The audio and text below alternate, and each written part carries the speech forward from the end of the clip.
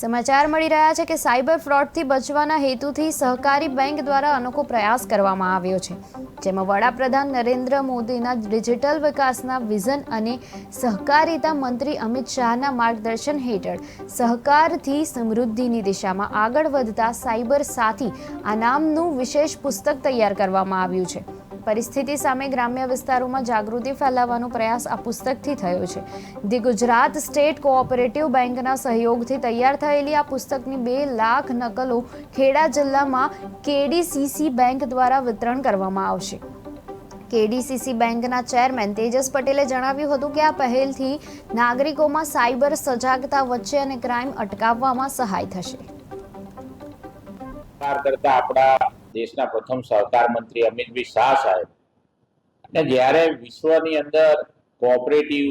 years ની ઉજવણી થતી હોય તે સમયની અંદર લોકો સુધી આ જે લોકો સાયબર ની અંદર જે થ્રેટ કરી રહ્યા છે તે કેવી ટાઈપના અને કેવી રીતના કરવામાં આવે છે એની ખૂબ સરળતાથી સાયબર ક્રાઇમ બ્રાન્ચ પોલીસના માધ્યમથી આખી એક જાણકારી માટેની એક બુક તૈયાર કરી અને આ બુકને નાનામાં નાના માણસોથી લઈ અને સ્કૂલ ને સરપંચો અને તાલુકા પંચાયતના માધ્યમથી દરેક ડિસ્ટ્રિક્ટ કોઓપરેટિવ બેંકની બ્રાન્ચોમાં એમ કરીને આખા ગુજરાતની અંદર લગભગ 15 લાખ જેવી પુસ્તિકાઓ વિના ખર્ચે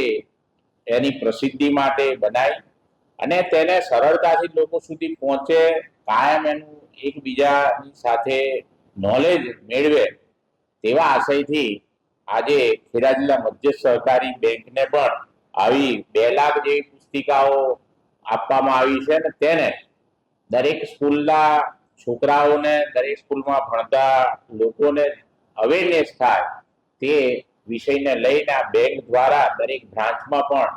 તમને ઉપલબ્ધ થશે અને આ સાયબર સિક્યુરિટીની બુકની અંદર